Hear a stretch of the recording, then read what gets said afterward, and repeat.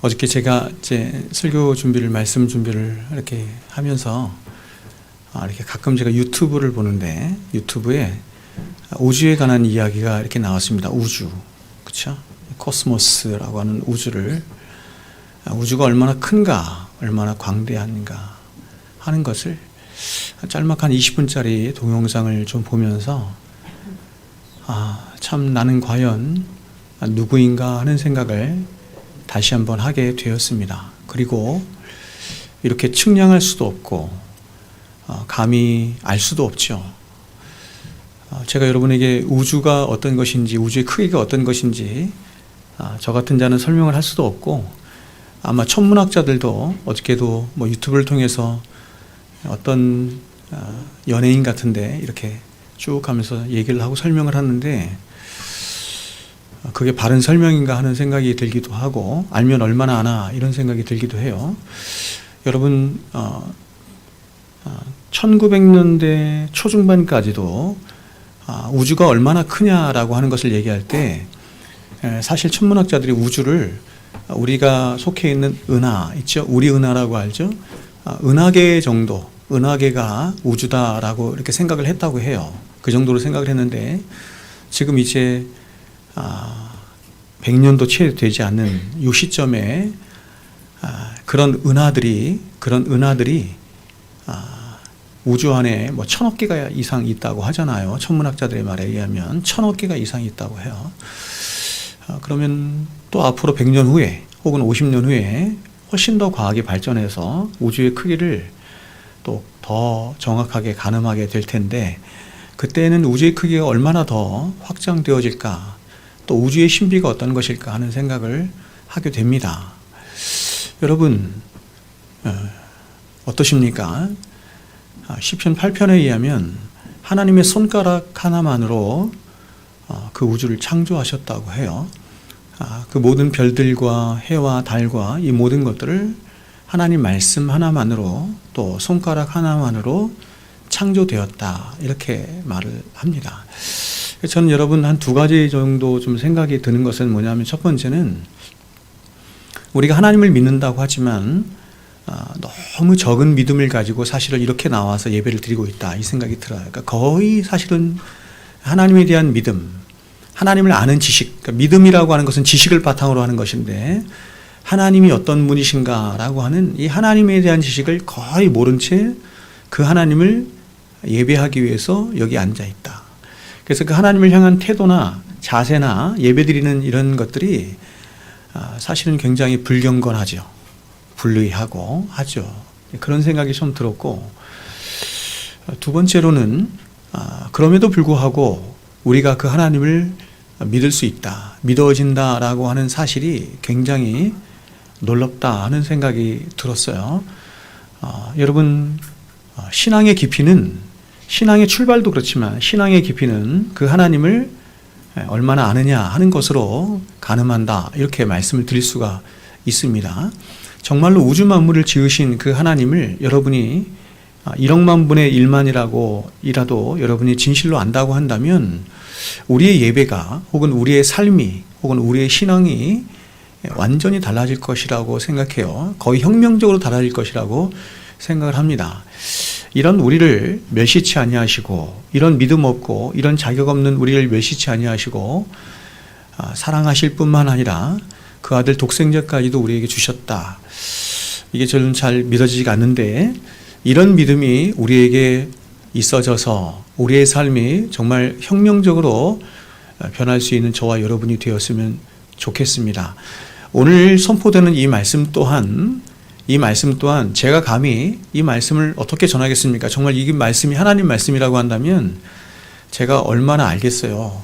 알면 얼마나 알고 하겠습니까? 그럼에도 불구하고 이 말씀이 전해질 때 여러분이 이 말씀이 하나님의 말씀인 줄 알아서 정말 겸손하고 경외하는 마음으로, 그리고 이 말씀을 듣지 못하면 난 정말 구원받을 수 없다라고 하는 절박한 심정으로 그렇게 말씀을 들었으면 좋겠습니다. 우리가 지난 시간까지 우리 주님이 말씀하신 8가지 복, 8복을 살펴보았죠. 저는 여러분이 이 팔복을 다시 한번 신중하고 용의주도하게 살펴볼 것을 깊이 권고드립니다. 왜냐하면 이 팔복의 말씀이야말로 성경의 모든 가르침을 관통해서 우리는 성경의 본질적인 가르침이자 이 복음의 핵심 메시지가 바로 이 팔복에 담겨 있기 때문에 그렇습니다. 여러분 사복음서를 한번 잘 읽어보시기 바랍니다. 사복음서 읽어보셨죠? 마태, 마가, 누가, 요한복음 사복음서를 잘 읽어보세요. 또 사도들이 쓴 여러 서신서들을 잘 읽어보세요. 바로 이 팔복의 가르침과 그 정신이 이 모든 성경의 면면이 흐르고 있을 뿐만 아니라 모든 성경의 가르침과 정확하게 일치되는 일관된 사상이다라고 하는 것을 우리는 얼마든지 알 수 있습니다. 그러니까 여러분 팔복의 이 팔복의 말씀이 성경 전체를 관통해서 흐르고 있는 것입니다.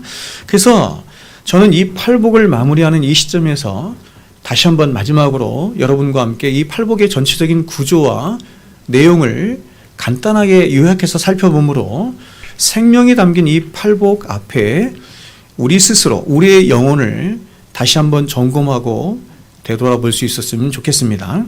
자, 여러분 먼저 팔복은 처음 두 개의 복으로 시작을 합니다. 팔복의 시작은 심령의 가난함과 애통함의 복으로 시작을 해요.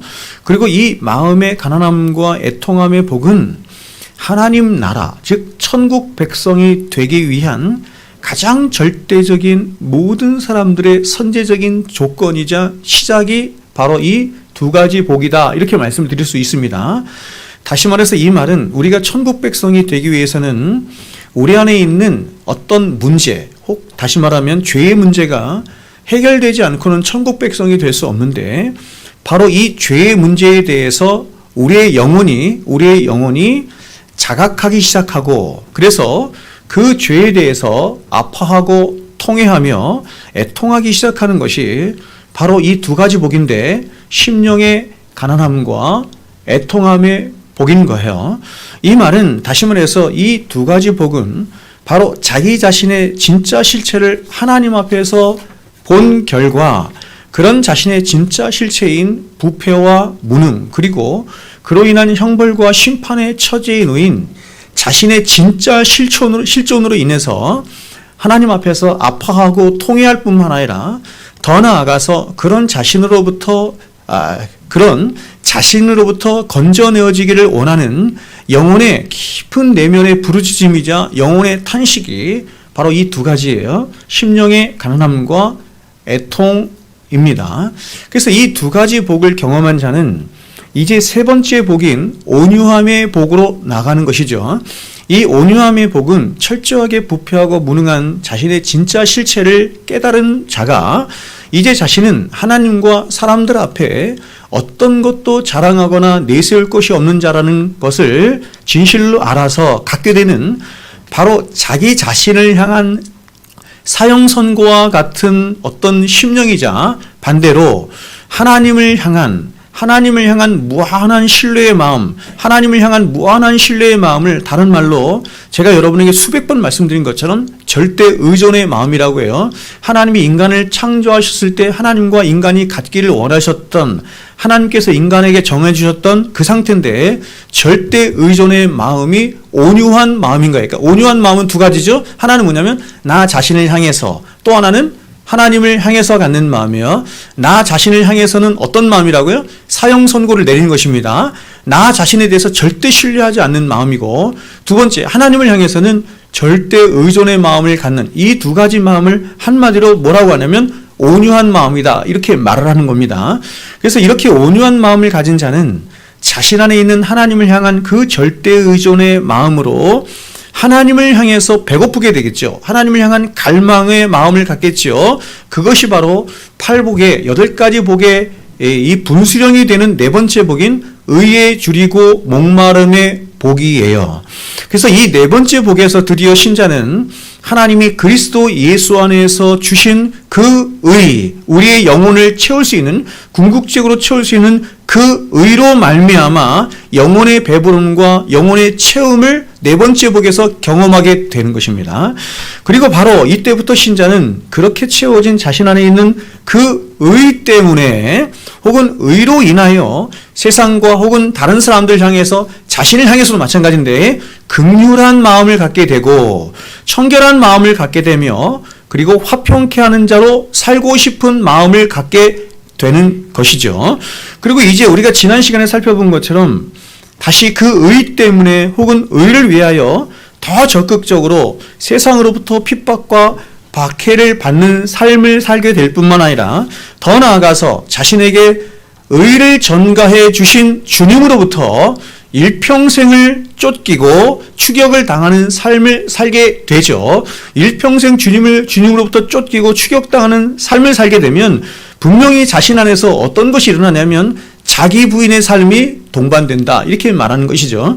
그러므로 결국 팔복의 사람인 신자는 천국을 누려받은 자로서 구원받은 자를 말하는 거예요. 천국을 누려받은 자로서 이 세상은 결코 알 수도 깨달을 수도 없는 바로 하늘로부터 부어주시는 하늘의 위로와 은혜와 평강과 기쁨이 충만한 삶을 한편으로는 살기도 하지만 그러나 반대로 자신에게 의를 전가해 주신 그 예수 때문에 혹은 예수를 위하여 때로는 많은 고난과 아픔과 눈물과 그리고 고독한 이 거룩한 불만족이 있는 삶을 살기도 하는 것입니다.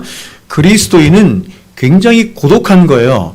그리스도인의 삶은 정말 의를 위하고 예수를 위한 삶을 살면 그 사람이 뭐 목사이든 그쵸 일반 성도이든 상관없이 굉장히 고독한 삶을 살아요. 근데 주님은 이렇게 순례자의 삶을 살고 나그네의 삶을 살고 고독한 자의 삶을 살아가는 그쵸 이런 성도를 향해서 복이 있는 사람이다 이렇게 말씀한단 말이에요. 왜냐하면 그가 천국을 진짜로 소유한 자이기 때문에 그렇다는 것입니다. 자, 여러분 팔복이 어떤 복으로 시작되었죠? 우리가 지난 시간에 살펴본 것처럼 팔복은 천국이 저희 것이며 라고 천국으로 시작했습니다. 마무리 또한 어떻게 마무리되냐면 천국이 저희 것이며 라고 마무리되었습니다. 즉 팔복은 천국으로 시작하여 천국으로 맞춰지는 그런 샌드위치 구조를 가지고 있다라고 말씀드렸죠. 그러나 여러분 나머지 두 번째 복부터 일곱 번째 복까지의 모든 복들 역시 그러니까 8가지의 모든 복이 오직 천국 백성들만 갖는 혹은 그들만 가질 수 있는 영혼의 본질이자 어떤 영혼의 특징들로서 결국은 팔복은 천국으로 가득 차 있는 것입니다. 하나님 나라로 가득 차 있는 것입니다. 혹은 하나님 나라의 백성의 어떤 심령의 특별한 상태들로 가득 차 있는 것이 팔복이에요. 그래서 이렇게 하늘로부터 팔복을 누려받은 모든 진실한 하나님의 백성들은 다시 말해서 천국을 소유하게 된 신자들은 이제 그 팔복산을 내려오는 거예요. 팔복산이잖아요. 그러니까 팔복산을 내려와서 이제 평지의 삶을 살게 되는 것입니다.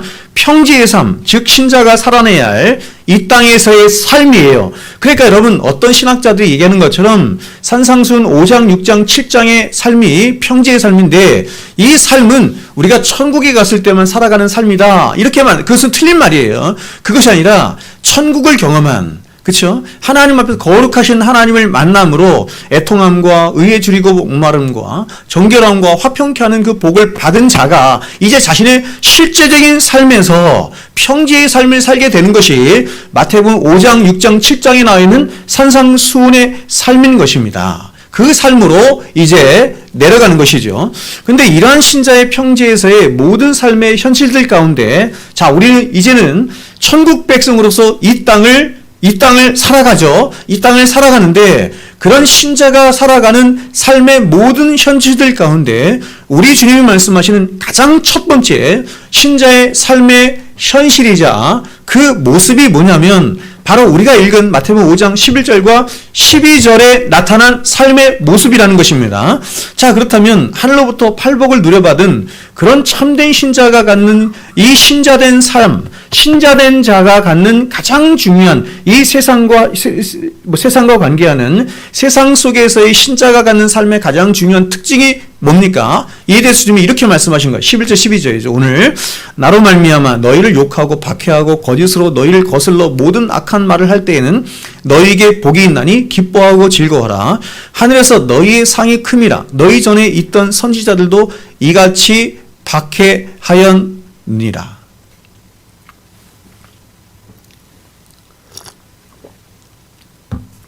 자, 여러분, 우리는 생각할 때 이제 천국을 누려받은 신자는 오늘날 많은 교회들에서 그렇게 전도도 하잖아요. 전도할 때 그렇게도 하잖아요. 천국을 누려받은 신자는 자, 이제 천국을 누려받았기 때문에 이제는 나에게 기쁨이 있어야 하고 즐거움이 있어야 하고 형통과 축복이 있어야 하고 또 무엇보다 삶의 능력과 승리로 가득 찬 삶이 있어야 할 것 같은 생각이 들어요. 그런데 주님은 이런 우리들의 기대와 전혀 달리 천국을 누려받은 신자의 첫 번째 삶의 특징을 뭐라고 말씀하시냐면 그것이 고난이다. 이렇게 말씀한다는 것입니다.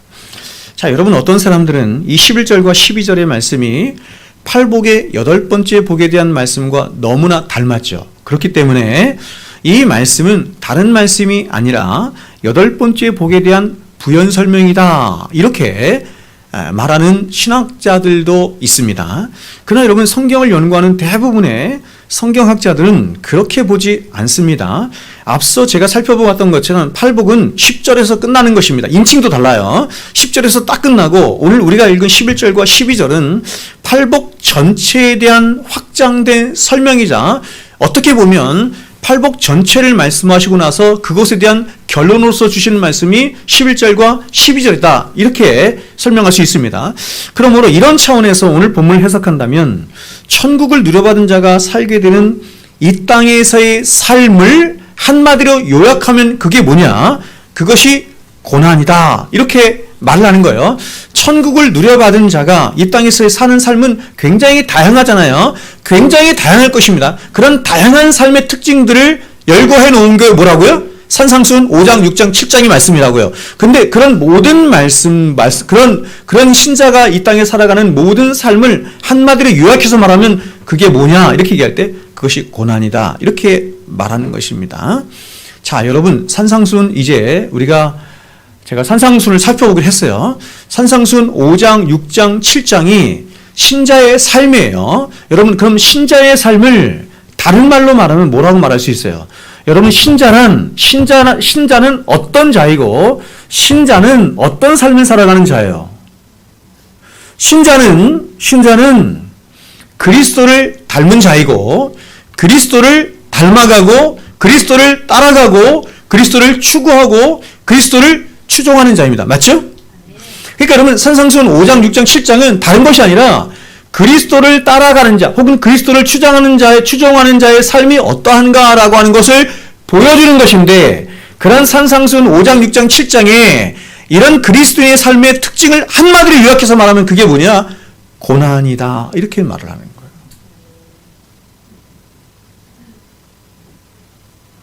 그러니까 여러분 결국 산상수훈 이제 5장, 6장, 7장을 이제 우리가 구체적으로 살펴볼 거 아니에요? 모든 그리스도인의 삶의 특징들을 쭉 열거했는데 다 그 특징이 뭐냐면 고난이에요. 고난. 마음이 무겁죠? 네, 마음이 무거운 거예요. 이게. 여러분 오늘날 현대의 신앙인들은 세상에서 살기가 너무 힘들어요. 세상에서 살기가 너무 힘들고 또 세상이 너무 치열하고 고달픈 삶을 살기 때문에 사람들은 교회에서만큼은 행복하기를 원해요. 그래 교회에 가면 자신들에게 치열한 세상이 없는 어떤 행복이 있을 것이다 라고 생각을 합니다. 그래서 신앙생활이라고 하는 것을 위로와 격려와 따뜻함이 있을 뿐만 아니라 누가 보아도 참 저것은 좋게 보인다, 좋다, 혹은 행복해 보인다, 혹은 굉장히 나이스하다, 혹은 젠틀하다 그런 신앙생활을 하고 싶어 해요.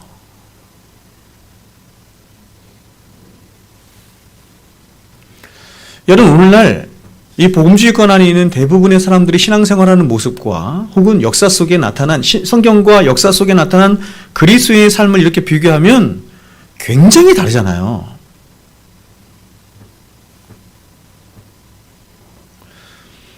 예수님을 믿고 예수님을 따라가면서도 굉장히 젠틀하게 믿고 싶고 나이스하게 믿고 싶은 거예요. 그래서 교회를 져도 굉장히 멋있게 짓죠.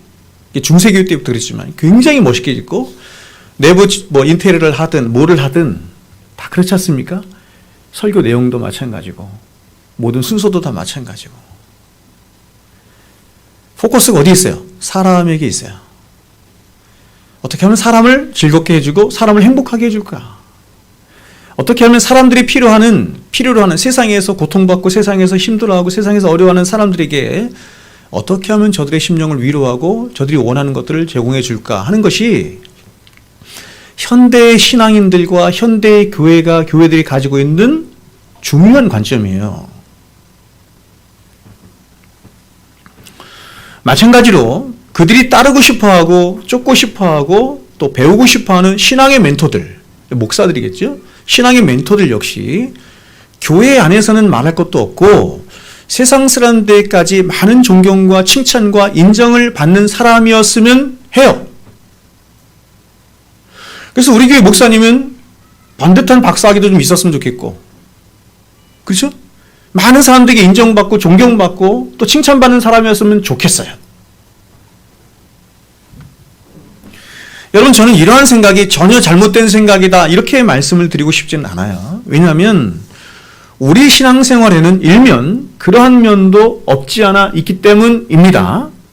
그러나 여러분, 성경이 말씀하는 참된 신앙, 바른 신앙은 오히려 굉장히 치열한 영적 전쟁이 있고 또 끊임없는 자기 부인의 삶이 있고 무엇보다 그들이 믿는 진리의 가르침과 그들이 믿고 따르는 예수 때문에 세상으로부터 많은 대적과 고난과 멸시를 받는 삶이라고 성경은 말씀해요. 자, 여러분, 오늘날 어떤 기독교의 지도자들은 텔레비전에 나오고 또 정치판에 나가서 세상 사람들과 잘 어울리기도 하고 또 세상 사람들로부터 칭찬과 인기를 얻기도 하고 또 세상을 향해서 그래서 큰 소리를 치기도 해요. 그래서 때로는 세상으로부터 절대로 무시할 수 없는 어떤 힘 있는 세력들로 서 있기도 하죠. 중세교회가 그랬던 것처럼 오늘날 기독교는 절대로 세상이 무시할 수 없는 엄청난 세력이 됐습니다. 그러나 여러분, 저는 절대로 그런 기독교의 모습이 옳다고 생각하지도 않을 뿐만 아니라 그런 기독교를 추구하는 그런 신앙을, 나이스한 신앙을 절대로 옳다고 믿지 않아요. 여러분, 기독교가 말하는 성도는 나이스한 신앙이라는 거 뭐냐면 이건 뭐냐면 교회 일도 열심히 하면서 세상에서도 성공하는 것을 말하는 거예요.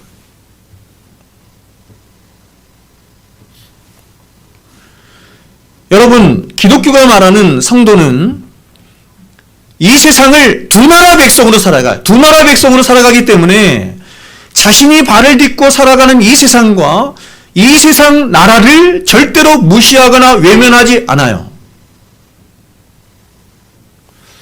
과거에 잘못된 신앙을 가졌던 사람들은 세상을 무시했어요. 그 가장 대표적인 이 파벌이 누구냐면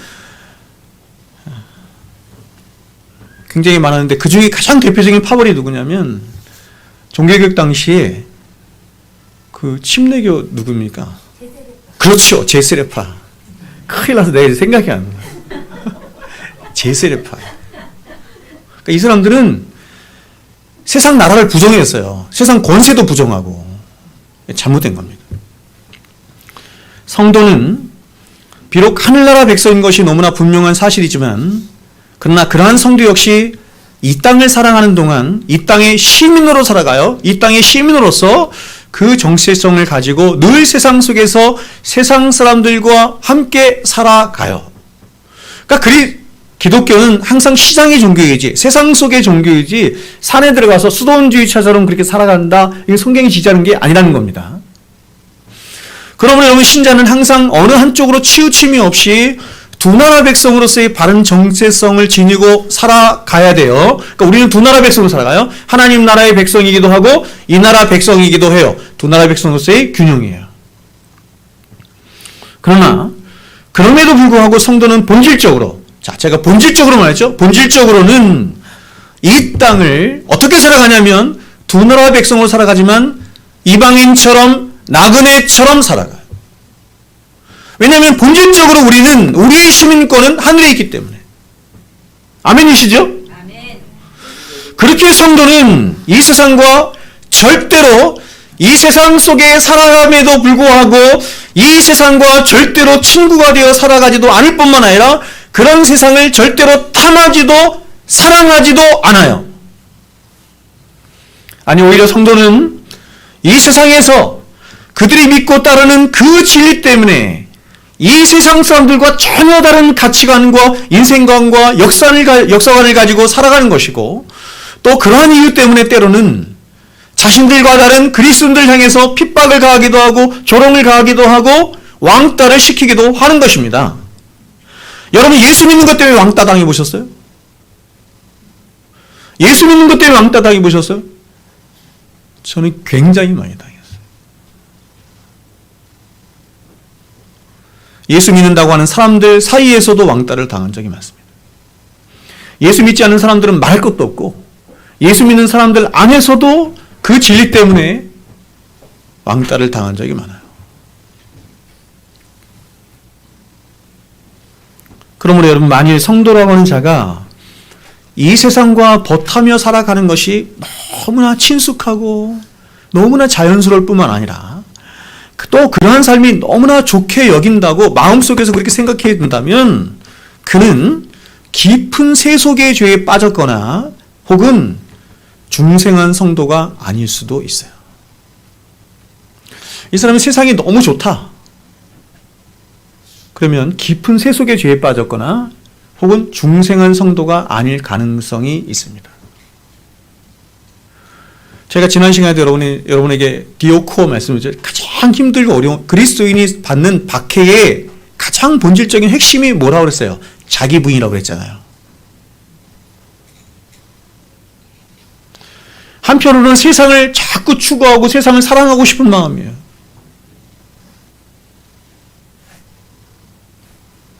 그런데 한편으로는 거룩을 쫓아 하나님의 뜻을 쫓아 하나님의 선하시고 기뻐하시고 온전한 뜻을 따라 살아가고, 그러니 이 두 가지가 계속 내 안에서 충돌되기 때문에 내 평생 살아온 길이 험악한 세월을 보낸 나이다, 이렇게 말하는 거예요. 야곱이 그렇게 말하죠. 내가 130년을 살았는데 험악한 세월을 보냈습니다. 험악한 세월을 보낸 가장 중요한 이유가 뭐냐면 끊임없이 하나님이 우리를 찾아오셔서 우리와 씨름하시고 우리를 추적하시고 우리를 계속 부인시키시기 때문에 힘든 거예요. 그런데 이런 갈등도 없이 자기 부인의 삶도 없이 그냥 세상과 벗하며 사는 게 너무 자연스러워, 너무 편해, 아무렇지도 않아, 힘들지도 않아, 중생하지 않을 가능성이 많아요.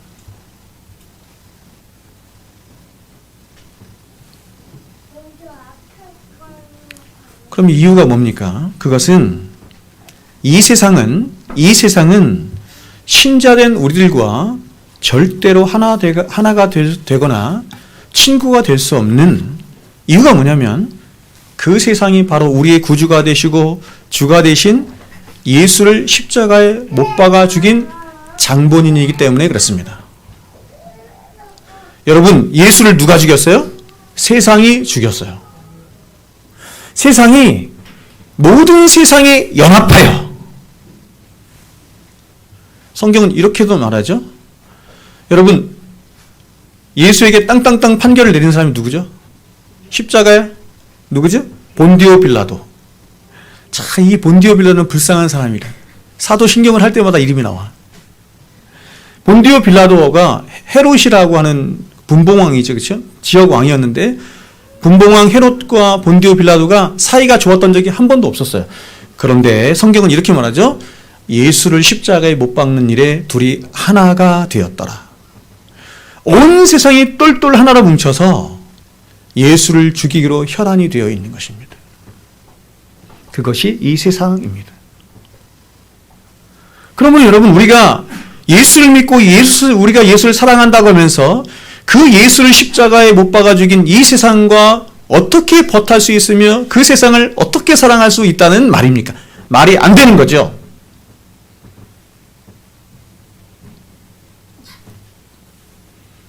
성경은 우리가 세상을 사랑하는 것을 그래서 배교라고 해요. 배교. 여러분은 여러분이 세상적인 것들을 탐하고 살아가는 것 때문에 하나님 앞에 가서 울어본 적이 있어요? 그것 때문에 아파해 본 적이 있어요? 제가 어릴 적만 해도 많이 그랬어요. 그렇게 제가 어릴 적에는 많이 사람들이 못 살고 경제적으로 못 살고 어렵게 살면서도 그렇게 거룩하지 못한 자신으로 인해서 하나님 앞에 가서 많이 울고 애통했어요. 근데 지금은 그때보다 수십 배 잘 사는데도 울지 않아. 교회 안에서 눈물이 메말랐어요. 이렇게 말해요. 고린도후서 6장에서 너희는 믿지 않는 자와 멍에를 함께 매지 말라. 의와 불법이 어찌 함께하며 빛과 어둠이 어찌 사귀며 그리스도와 벨리알이 어찌 조화되며 믿는 자와 믿지 않는 자가 어찌 상관하며 하나님의 성전과 우상이 어찌 일치가 되리요. 우리는 살아계신 하나님의 성전이라. 여러분, 세상과 그리스도인은 혹은 세상과 교회는 같은 게 거의 없어요. 같은 게 거의 없습니다. 성경이 말하는 거룩은 그런 세상 속에서 우리를 빼내는 거거든요. 우리를 come out 시키는 거죠. 그런 세상 속에서 우리를 빼내는 걸 구원이라고 하고 그런 세상과 다른 삶을 살도록 하는 것을 성화 구원이라고 한단 말이에요.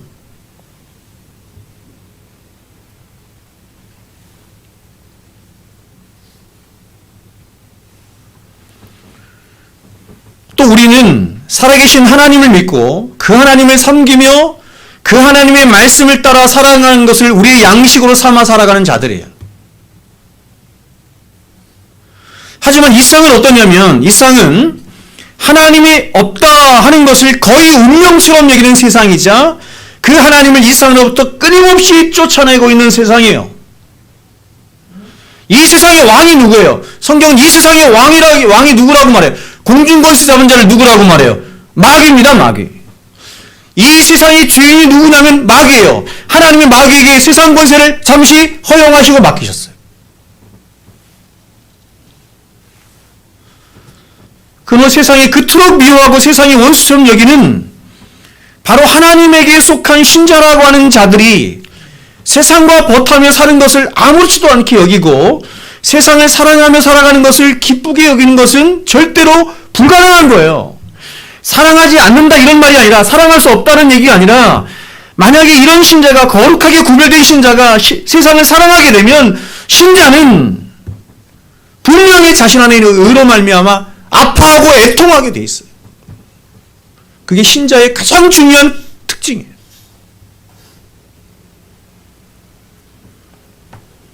아니 오히려 신자는 하나님과 원수된 세상으로부터 온갖 멸시와 핍박과 대적을 받을 것이기 신자는 많은 어려움과 고난 속에 이 세상을 살아가요. 그래서 성경이 이렇게 말하는 거예요. 무릇 그리스도 안에서 경건하게 살고자 하는 자는 박해를 받으리라. 경건하게 살고자 하는 자는 박해를 받으리라.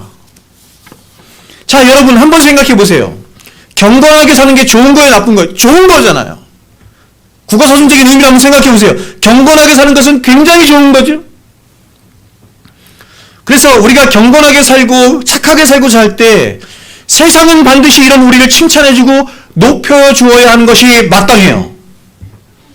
그래서 때로는 일반 일간지나 신문에서도 교회가 혹은 성도라고 하는 사람들이 세상을 향해서 착한 일을 하고 봉사를 하며 구제와 같은 것을 할 때 국어사전적인 의미로서의 경건을 쫓을 때 세상이 그런 교회를 칭찬해주기도 하고 박수도 보내주는 거예요.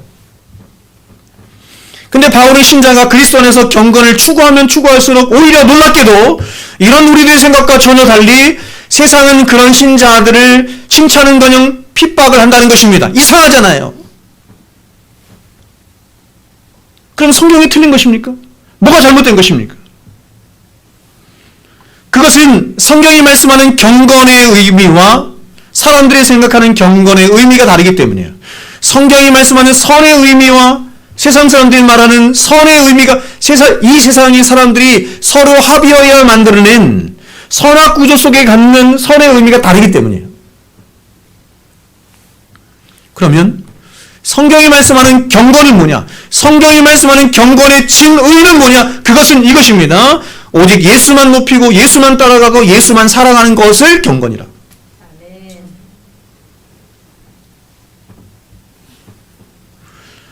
여러분, 제가 김수환 측에게나 마더 테레사 수녀처럼 여러분 예를 들어서 말씀드렸던 것처럼 그렇게 일반 세상 사람들이 생각하는 선 혹은 경건을 추구하고 따라가고 그것을 세우고자 할 때 세상은 함께 축하해주고 함께 칭찬해주고 그 사람을 높여줘요. 그러나 성경이 말하는 경건을 추구하면, 다시 말하면 진리를 쫓아가고 예수를 쫓아가면 그는 김수환 추경이나 마더 테레사보다 수백 배, 수억 배 훨씬 더 착하고 선한 삶을 산 예수님처럼 그렇게 살았어도 핍박을 받고 조롱을 받고 아니 십자가에 못 박힘까지 당하는 거예요. 이 차이를 아시겠습니까? 기독교가 뭔지를 아시겠어요? 그래서 예수님도 세상이 우리를 미워하는 이유가 바로 저와 여러분이 예수님께 속하였기 때문이다, 이렇게 말을 한 거예요. 마태복음 10장에서 오늘과 똑같은 말을 반복해서 예수님이 이렇게 말씀하시죠. 마태복음 10장 22절에 또 너희가 내 이름으로 말미암아 모든 사람에게 미움을 받을 것이나 끝까지 견디는 자는 구원을 받으리라.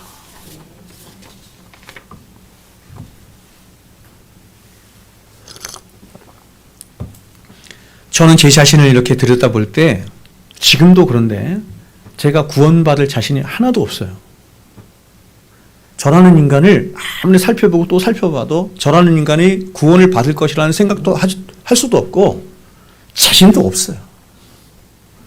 그럼에도 불구하고 제가 구원을 받을 것이라고 하는 어떤 한편에서의 확신을 제가 갖는 것은 이 구원을 이루시고 이 구원을 이루어 가시고 이 구원을 확정하실 분이 예수님 그분이시기 때문에 그래요.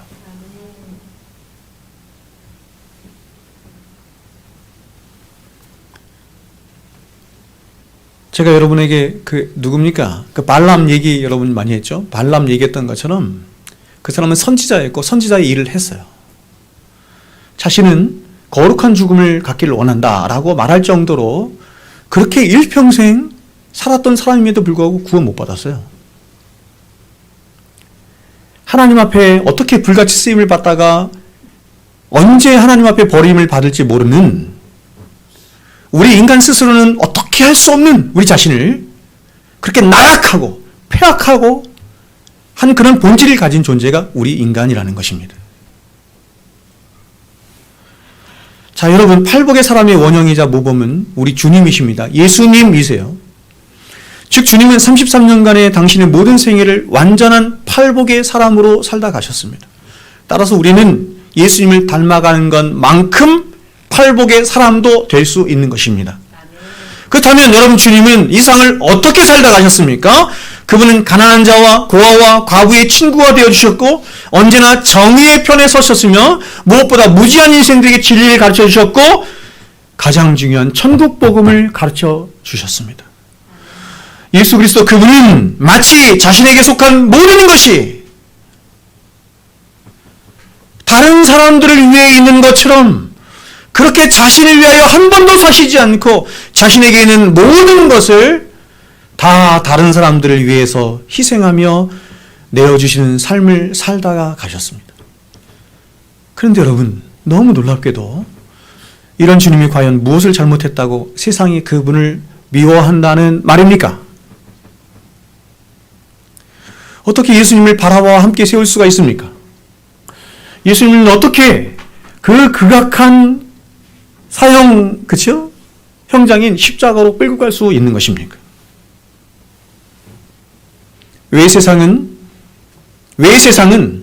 단 한 번도 변함이 없이 인간의 모든 역사 속에 창세기 3장 이후로 인간의 모든 역사 속에 수천 년의 역사 속에 단 한 번도 어김없이 모든 역사 속에 왜 세상은 하나님을 미워한 것입니까? 왜 하나님을 향한 적의를 갖고 있는 것입니까? 아무리 성경을 읽어보아도 하나님이 불의한 적이 있어요? 하나님 우리에게 잘못한 것이 있어요? 예수님 우리에게 잘못한 것이 있어요? 하나도 없어요. 그렇게 좋으신 분이 없어요. 제가 여러분에게 여러 번 말씀드렸지만 저는 하나님을 그냥 하나님 이렇게 고백을 못하겠어요. 왜냐하면 지금까지 제가 알고 지금까지 제가 신앙생활을 하면서 아는 하나님은 너무나 좋으시고 너무나 귀하신 분이기 때문에 그 하나님 앞에 존귀하신 하나님, 여러분 이 수식어를 붙이지 않고는 제가 견딜 수 없는 마음이 있어요. 그런데도 왜 수천 년의 역사, 인간의 모든 역사는 왜 그 하나님을, 그 예수를 미워하며 그분을 적대시하며 적의를 가진 것입니까? 그것은 이렇습니다. 그것은 그분이, 예수 그리스도 그분이 이 세상과는 다른 분이셨기 때문입니다. 그분은 이 세상에 속한 분도 아니셨고 또 진리 자체이신 분이셨기에 공중권세 잡은 자, 즉 마귀에게 속한 이 세상은 그런 예수님을 본성적으로 미워하고 대적할 수밖에 없었던 거예요. 자, 세상이 예수님을 미워하죠? 예수님을 대적하죠? 저 예수를 내가 죽여버려야지, 예수님을 미워해야지 의지를 가진 게 아니에요. 의지를 가진 것이 아니라 그들의 본성이 그런 것입니다. 본성이. 자신들도 어찌할 수 없는 본성이 예수님을 미워한 것입니다. 그래서 주님은 이런 세상을 향해서 이렇게 말씀하셨죠. 요한복음 8장에서 지금 하나님께 들은 진리를 너희에게 말한 사람인 나를 죽이려 하는도다. 보세요. 지금 하나님께 들은 진리를 말하자 어떻게 해요? 죽이려 하죠. 진리를 너희에게 말한 사람인 나를 죽이려 하는도다. 예수님이 진리편에 서 계시지 않고 그냥 병만 고치고 사람들 치유만 해주고 사람들에게 잘만 해줬다고 한다면 예수님은 절대로 세상이 미워하지 않았을 거예요. 무엇 때문에? 진리 때문에. 계속합니다. 아브라함은 이렇게 하지 아니하였느니라. 야, 너희의 믿음의 조상이라고 하는 아브라함은 그렇게 하지 아니하였거든. 너희는 너희 아비 마귀에게서 났으니, 두려운 말이죠.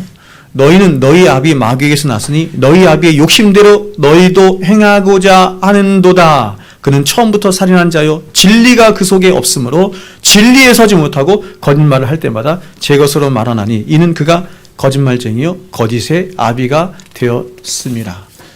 거짓의 아비인 마귀에게 통치를 받고 있는 이 세상, 죄로 가득한 이 세상은 마귀와 원수된 하나님을 미워할 수밖에 없는 거예요.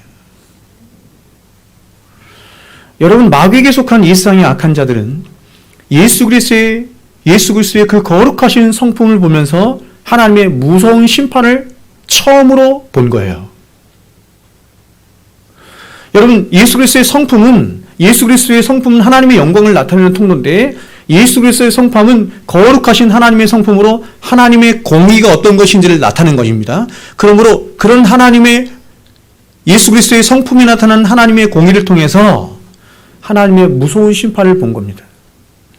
그래서 그들은 그러한 예수 그리스도의 거룩하신 성품 안에서 자신들의 죄된 실체가 드러나자 그들은 견딜 수 없어하며 그 예수를 핍박하고 모함하기까지 한 것입니다. 그리고 그들은 무엇보다 자신들의 의를 생명처럼 여기며 살던 자들이었기 때문에 그들은 그러한 자신들의 의가 예수의 의 앞에 모든 것이 다 기각당하고 부정당하는 것을 보면서 견딜 수 없어 한 것이에요.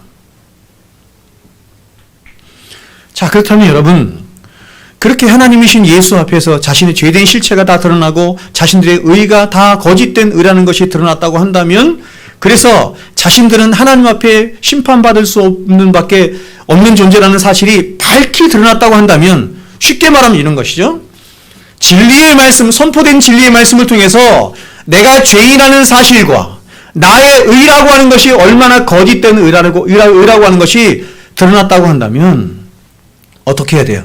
어떻게 하는 것이 마땅해요? 하나님 앞에 회개하고 돌아오는 것이 너무 마땅한 것처럼 여기지지 않습니까? 근데 오히려 이들은 그러한 자신들의 의가 부정당하는 것을 죽기보다 싫어하므로 그러한 자신들의 실체를 드러내신 예수를 미워하고 예수를 대적할 뿐만 아니라 결국에 그러한 자신들의 죄된 실체를 덮고 가리고자 예수를 십자가에 못 박아 죽여버린 것. 여러분 현대인들을 한번 보세요. 인간들의 본질을 한번 보세요. 인간들이 세상에서 가장 생명처럼 중요하게 생각하는 게 뭐예요? 자기 의잖아요. 자기의 자존심이잖아요. 나라고 하는 자아잖아요. 이 자아가 부정되면 누구든지 자신의 원수로 생각해요. 그렇지 않습니까?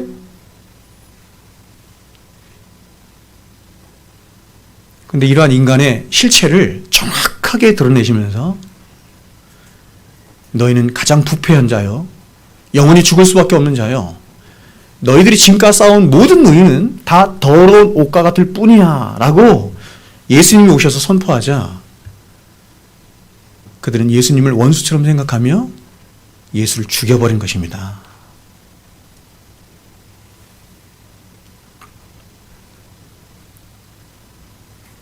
그러므로 그러한 그분에게 속해 있고 그분을 믿고 따라가는 팔복의 사람들 역시 세상이 미워하는 것은 너무나 당연하죠. 여러분 신자는 그리스도의 영을 받은 하늘에 속한 자들입니다. 그렇게 그들은 이제 이 세상의 영이 아닌 성령의 인도를 따라 진리 가운데 살아가는 자들이에요. 그리스도인이란 교회를 다니는 사람이 그리스도인이 아니고 교회는 진리를 전해주는 곳이잖아요. 그 진리를 따라 살아가는 자를 진리를 따라 고민도 하고 진리를 따라 씨름도 하고 진리를 따라 아파도 하고 진리 때문에 기뻐도 하고 그렇게 진리를 따라 살아가는 자를 그리스도인이라고 한단 말이에요. 그러므로 이런 사람들은 진리가 없는 세상과 구별될 수밖에 없고 세상과 그 생각하는 것이나 추구하는 것이나 좋아하는 것이나 목적하는 것이 완전히 다를 수밖에 없는 거예요. 그러므로 세상에 이런 그리스도인들을 미워하는 것은 너무나 당연한 것입니다. 오늘 주님은 11절에서 세상이 어떻게 신자들을 박해하는지 네 가지 방식으로 말씀하시는데 이렇게 말씀합니다. 11절 보세요. 나로 말미암아 너희를 욕하고 박해하고 거짓으로 너희를 거슬러 모든 막한 말을 할 때는 너희에게 복이 있나니. 여러분 무엇입니까? 네 가지 방식인데 세상이 우리를 박해하는 방식이 네 가지인데 모욕과 거짓과 대적과 악의가 그것이라는 것입니다. 여러분 세상은 신자들을 아무런 이유 없이 미워하고 욕합니다. 그저 그들이 그리스도인이라고 하는 이유 하나만으로 미워해요.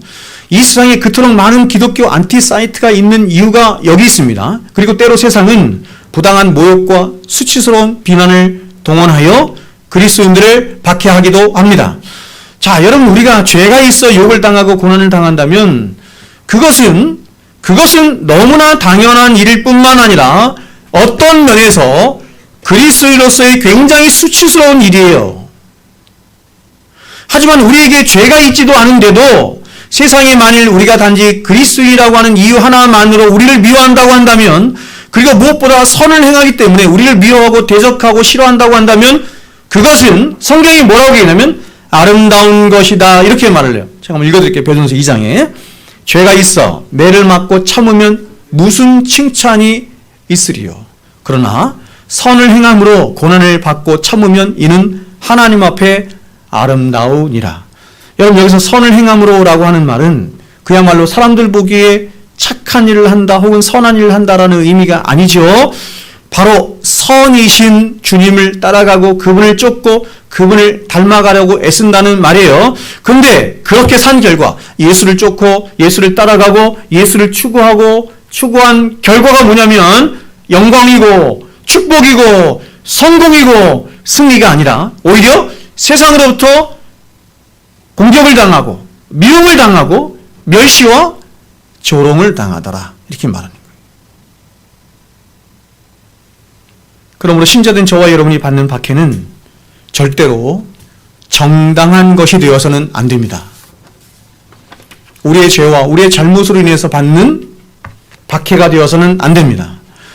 저와 여러분이 받아야 하는 박해는 그리스도 때문에 혹은 선을 위하여 이렇게 말할 수 있지요?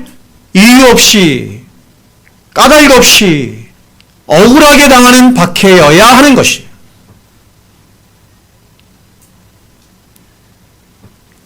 그래야 그것이 하나님 앞에 아름답게 되는 것입니다. 왜냐하면 그러한 고난과 박해 속에 기독교는 더욱더 순결한 기독교가 되어가고 예수 그리스도의 복음은 더 찬란하게 꽃을 피우고 열매를 맺게 될 것이기 때문에 그렇습니다. 그렇다면 여러분에게 이러한 박해의 흔적들이 있습니까? 사도가 갈라디아서 말씀을 다 전하고 나서 마지막으로 그렇게 얘기하죠. 나에게 이 예수의 흔적이 있다. 더 이상 나를 괴롭히지 마라. 이렇게 말하죠. 여러분이 과연 팔복의 사람이기 때문에 당한 그런 고난과 박해의 흔적들이 있습니까? 저는 어떤 목사님이 저에게 이렇게 고백하는 걸 제가 들었어요. 굉장히 목회를 바르게 하시고 정말 성공한, 누가 봐도 굉장히 성공한 목사님이신데 그 목사님이 이렇게 저에게 말씀하셨어요. 그런데 내게 한 가지 고민이 있습니다. 뭐냐면 내가 지금까지 인생을 살아오면서 그리스도를 살아오면서 목사로 살아오면서 너무나 고난이 없었다는 것입니다.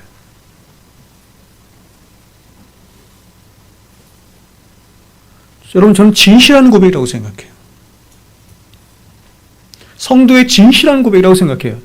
저는 대전에 있는 어떤 한 큰 교회 목사님이 저에게 자신의 목회를, 자신의 평생 40년 동안 하신 목회를 이렇게 더듬으시면서 뭐라고 말씀하시냐면, 나는 너무너무 형통하고 복된 목회를 했다. 어려움도 없었고, 성도들이 나를 대적하거나 나를 어렵게 하는 일도 없었고, 자기가 원하는 대로, 자기가 바라는 대로 다 그렇게 됐다는 거예요. 그리고 이렇게 큰 교회, 대교회를 이뤘다는 거예요. 늘 형통과 복만 있었다는 거예요. 어떤 한 사람은 그것으로 인해서 아파하고 하나님 앞에 고민하는데 어떤 사람은 그것을 자랑하는 거예요.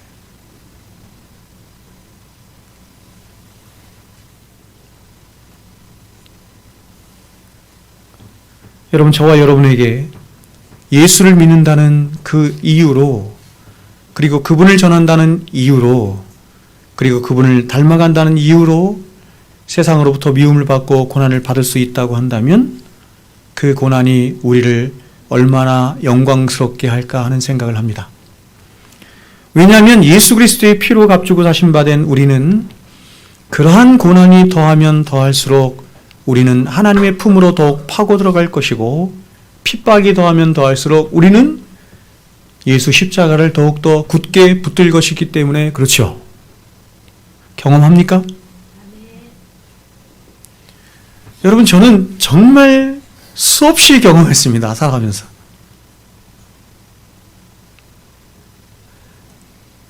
예수를 믿다가 고난을 당하고 예수를 전하다가 고난을 당할 때 그것이 억울하고 힘들고 이렇죠.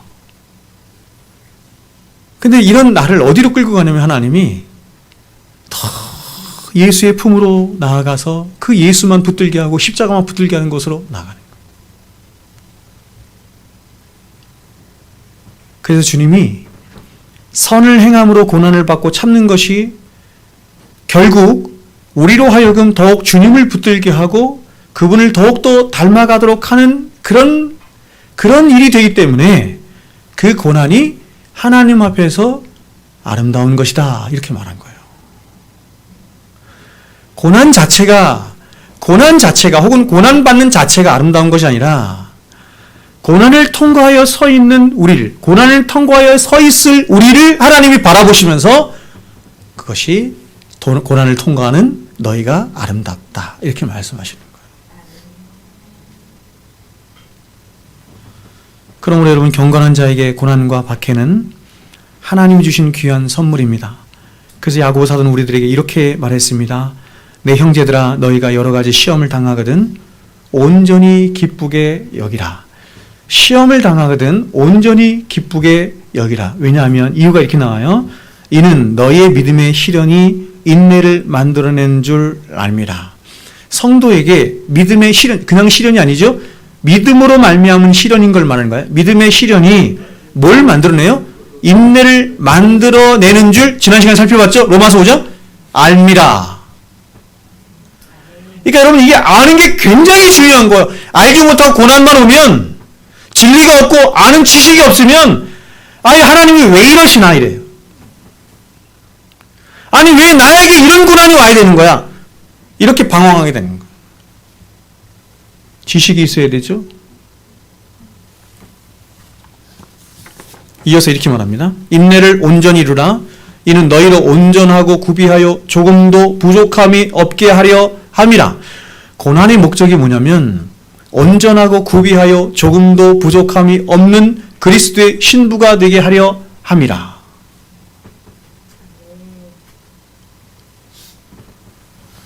베드로전서에서는 이 고난의 이유를 이렇게 말했어요. 예수 그리스도에 나타나실 때 영광과 존귀가 있도록 하기 위함이다. 고난을 통해서 하나님이 우리의 믿음을 진짜 믿음으로 만들어 가신다는 거예요. 진짜 믿음으로 만들어 가서 그 믿음이 왜 우리에게 믿음이 필요해요? 왜 그 믿음이 중요해요? 예수님 오실 때 그 예수님을 진정으로 환영하고 기뻐하고 우리의 신랑으로 맞이할 준비하도록 하는 것이 뭐예요? 믿음이기 때문에 그래요.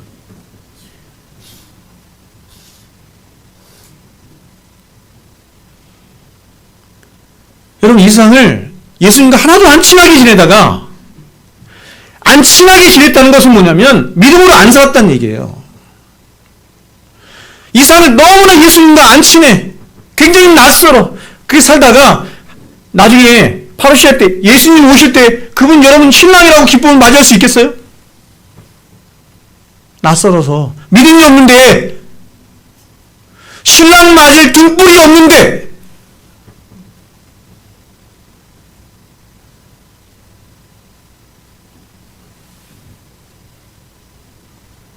그래서 하나님은 이런 우리의 믿음이 온전한 믿음, 신랑을 온전히 맞이할 수 있는 진짜 믿음이 되도록 하기 위해서 우리에게 인생 속에 고난을 주신다. 이렇게 말하는 거예요.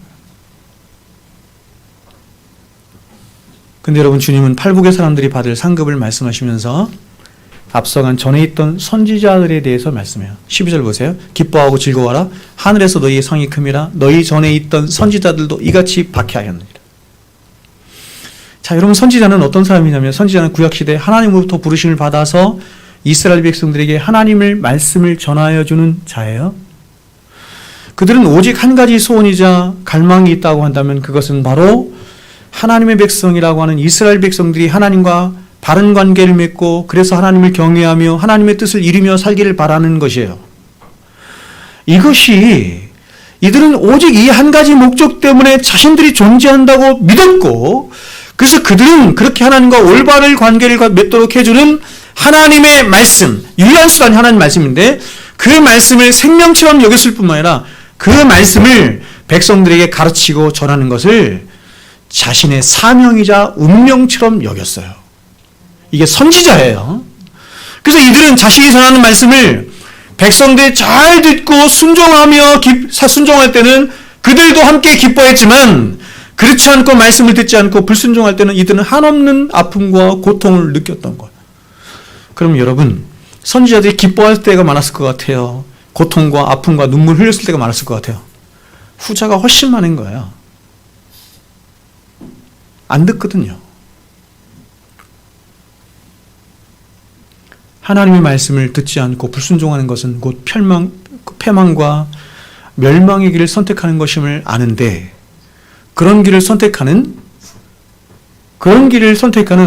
여러분 선지서에서 굉장히 많이 이렇게 표현해요. 당신의 백성 이렇게 표현해요. 여러분 여기서 당신은 하나님을 말하는 것이 아니라 선지자 자신을 말하는 거예요. 당신의 백성 이렇게 표현. 그러니까 여러분 선지자의 마음에는 하나님의 마음이 들어있어서 이걸 뭐라고 하죠? 하나님의 마음이 내 마음처럼 이걸 뭐라고 그래? 약간 일치화되는 거예요.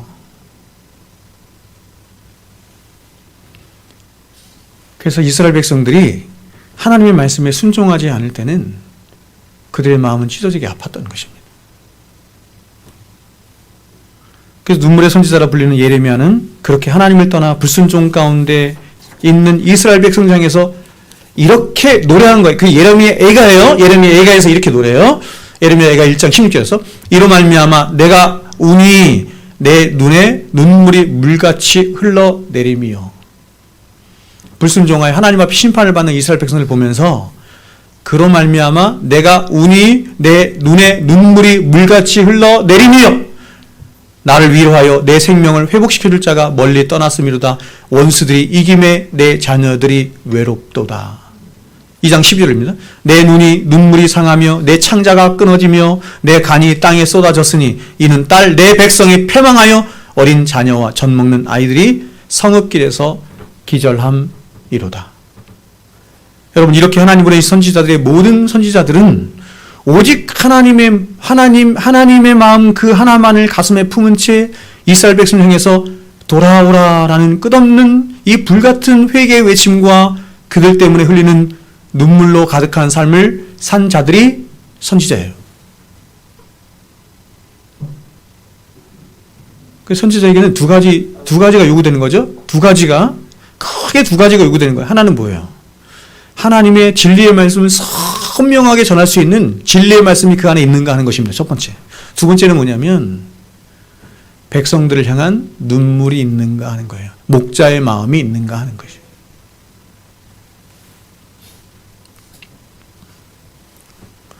그런데 여러분, 정말 놀랍게도 이렇게 자신들에게 말씀을 전해주고 자신들을 위해 눈물의 기도를 흘리는 선지자들을 이스라엘 백성들은 늘 그랬습니다. 늘 멸시하고 핍박했어요. 이스라엘 백성들 가운데 어떤 사람들은 그 말씀을 듣고 회개하며 돌아오는 일도 있었습니다. 아주 일부였지만 대부분 많은 백성들은 오히려 선지자들을 박해하고 때로는 감옥에 가두고 죽이기까지 했어요. 여러분, 이스라엘에 3대 직분이 있죠. 왕, 선지자, 제사장이 있습니다. 왕, 선지자, 제사장이 있습니다.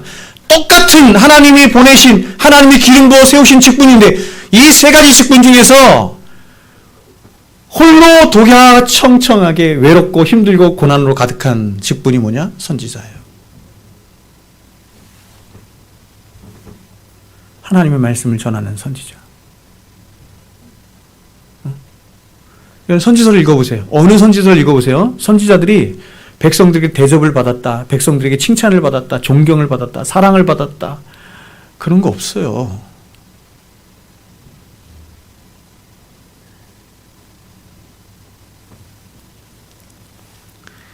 그래서 여러분, 저를 비롯한, 제가 생각하는 거예요. 저를 비롯한 오늘날 너무나 많은 주의 종이라고 하는 목사들이 너무 존경을 받고 사랑을 받는 거예요. 저는 비정상적이라고 생각해요. 또 아까 제가 말씀드린 것처럼 자꾸 사람들이 그런 목사를 찾아. 세상으로부터도 또 교회 사람들로부터도 칭찬과 존경과 박수를 받는 그런 목사를 자꾸 찾아. 나이스한 목사를 찾죠. 이사야도 마찬가지고 예레미야도 마찬가지고 다니엘도 다 마찬가지입니다. 여러분, 하나님의 선지자들이 이 땅에서 존경을 받지를 못했어요. 물론 아름다운 이름으로 불리기도 합니다. 그러나 대부분의 삶은 자신이 전하는 그 진리 때문에 핍박을 받았어요.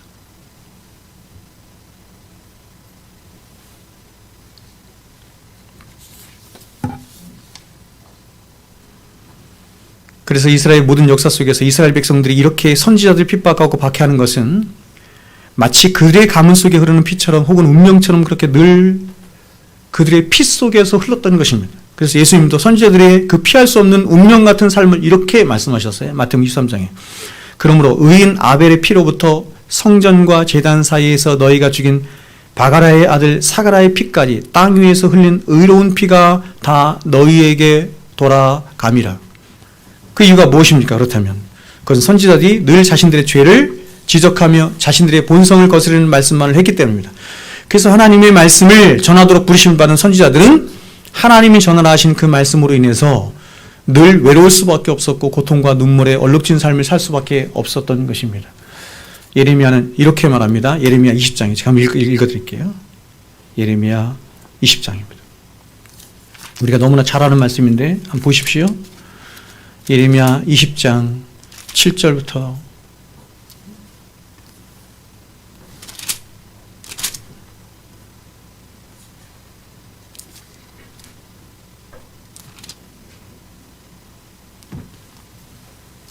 예레미야가 20장이 아닌데요. 제가 예레미야 20장 맞습니다. 예레미야 20장. 제가 이사야를 봤네요. 예레미야 20장입니다. 제가 이 말씀을 외우고 기억하기 때문에 7절 8절 이렇게 말합니다. 자, 보세요. 들어보십시오. 여호와여, 주께서 나를 권유하심으로, 그렇죠? 여호와께서 나를 권유하신대요. 권유하심으로 내가 그 권유를 받아 싸움에 주께서 나보다 강하사 이기셨으므로 내가 조롱거리가 되니. 주님이 나를 이기셨어요. 뭘로 이기셨을까요? 십자가로 이기셨죠. 은혜로 이기셨죠. 그래서 은혜로 말미암아 주님께서 원하시는 곳으로 내가 가자. 어떻게 되냐면 내가 조롱거리가 됐대요. 조롱거리가 되니 사람마다 종일토록 나를 조롱하나이다. 내가 말할 때마다 외치며 파멸과 멸망을 선포함으로, 내가 말할 때마다, 보십시오. 하나님이 예레미야에게 전하신 말씀의 핵심이 뭐냐면 파멸과 멸망을 선포했다는 것입니다. 여러분, 창세기 3장부터, 창세기 3장 죄가 들어온 이후로부터 요한계시록 21장까지 모든 주의 종들, 선지자들을 비롯한 모든 사도들, 주의 종들이, 모든 주의 종들이 전한 메시지 핵심이 뭐예요? 회개하고 돌아오라 하죠. 회개하고 돌아오라. 이겁니다. 파멸과 멸망을 선포하는 거예요. 너희들 큰일 났다. 너희들 죄로 말미암아서 하나님의 진노가 이르렀으니 회개하고 돌아오라. 그렇죠? 그래서 예레미야도 똑같이 한 거예요. 파멸과 멸망을 선포했더니 그 여호와의 말씀으로 말미암아 내가 종일토록 치욕과 모욕거리가 됨이니이다. 더 놀라운 것은 뭐냐면 파멸과 멸망을 선포한 대상이 누구냐면 하나님의 백성이라 불리는 이스라엘 백성들이었다는 것이에요. 근데 그 말씀을 당신의 백성들에게 전했는데 오히려 조롱거리가 되더라. 이렇게 말하죠. 그래서 이 사람이 결심을 해요. 결심을 합니다. 내가 다시는 여호와를 선포하지 아니하며 그의 이름으로 말하지 아니하리라 하면 나의 마음이 불붙는 것 같아서 골수에 사무치니 답답하여 견딜 수 없나이다. 자, 여러분, 진리를 전하는 목사가 사명감만 가지고 하나님의 말씀을 전할 수 없어요. 진리를 전할 수 없어요. 어떻게 계속 조롱당하고 핍박당하고 어떻게 계속 이렇게 어려움을 당하는데 그 말씀을 전할 수가 있겠어요? 그렇죠? 내가 다시는 여호와를 선포하지 않겠다고 하잖아요. 이런 말을 하잖아요. 근데도 어떻게 해요? 그렇게 하면 다시 내 마음이 골수에 사무치 답답하여 견딜 수 없죠. 왜 그래요? 왜 그런 마음이 생겼어요? 이 말씀을 전하지 않고는 견딜 수 없는 마음이 왜 생겼어요? 하나님이 내 안에서 나를 이기셨기 때문에. 은혜로 십자가로 이기셔서 다시 나를 또 세우는 거예요. 또. 야, 내가 이 말씀을 전했더니 이렇게 설교를 하고 이렇게 강연하고 이렇게 말씀을 전했더니 사람들이 이렇게 좋아하고 이렇게 나를 존경하고 이렇게 나를 사랑하던, 얼마든지 할 수 있죠. 그런 건. 그렇지 않습니까?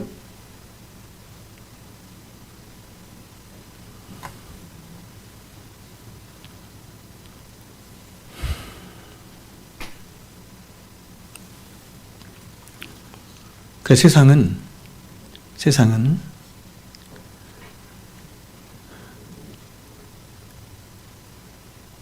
이런 주의 종들을 핍박하였을 뿐만 아니라, 포도원 주인 그 비유에서 말하지 않습니까? 그렇죠?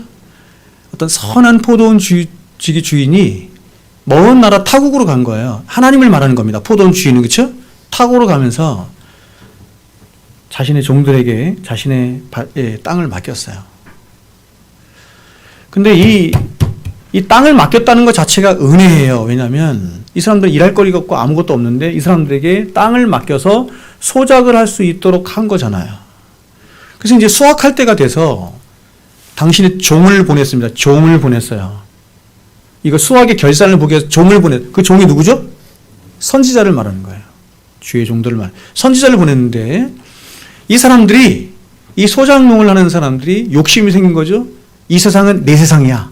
여러분, 우리는 이 세상은 우리 세상이 아니에요. 하나님 세상이, 하나님 나라의 것이고 하나님의 것인데 나의 것이야. 난 내 세상, 내 마음대로 살 거야. 내 의로 살 거야. 라고 한 인간들이 선지자를 죽여버린 거예요. 하나님을 증거하는, 야, 너의 인생은 너의 것이 아니야. 하나님의 것이야. 너희는 다 더러운 것 같아. 오직 하나님만 믿고 하나님 앞에 회개하고 돌아와. 이렇게 했더니 죽여버린 거예요. 그래서 다시 또 종을 보냈어요. 근데 또 죽여버려요. 그래서 이번에는 그 선한 포도원 주인이 어떻게 합니까? 내 아들을 보내면 이들이 나를 존경하리라 해서 아들을 보냈는데 아들까지 죽여버리죠. 아들이 누구예요? 예수님 말하는 거죠. 여러분, 세상은 늘 이런 식입니다. 세상은.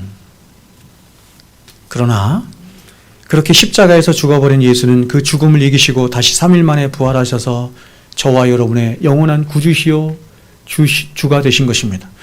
그리고 그렇게 십자가에서 죽어버린 예수를 믿고 따르며 그렇게 예수와 같이 고난당하고 핍박당하는 당신의 백성들을 향해서 예수님이 이렇게 말씀하시며 약속하신 것. 12절 보세요. 전반부에 기뻐하고 즐거워하라. 하늘에서 너희의 상이 큼이라.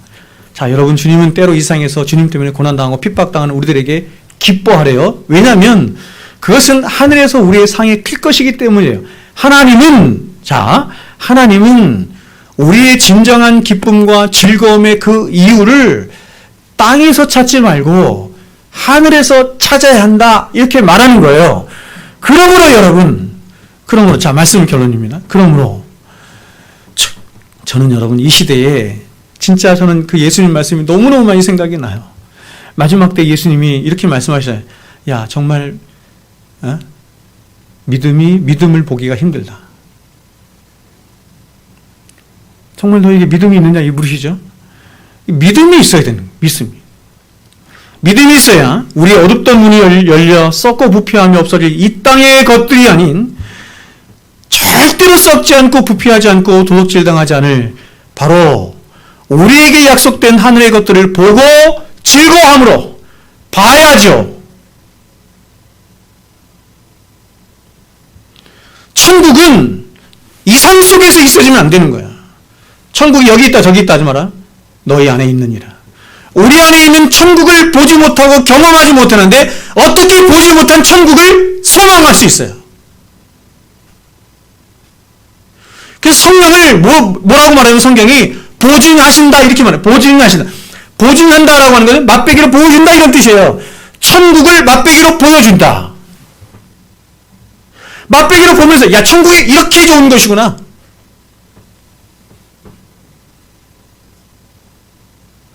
그래서 믿음이 필요한 거야.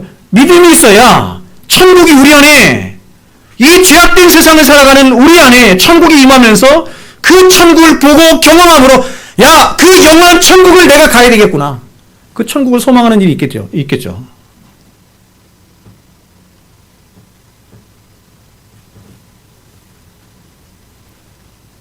여러분, 팔복의 사람이 살아내야 할 이 땅에서의 삶은 분명 사람들에게 인정받고 칭찬받고 존경을 받는 삶이 아니에요. 오히려 외로운 소수자로 살아가야 하는 고난의 삶이고 고독의 삶이고 순례자의 삶입니다. 제가 여러분에게 이렇게 말씀을 드리면서도 저도 이거 너무너무 싫어.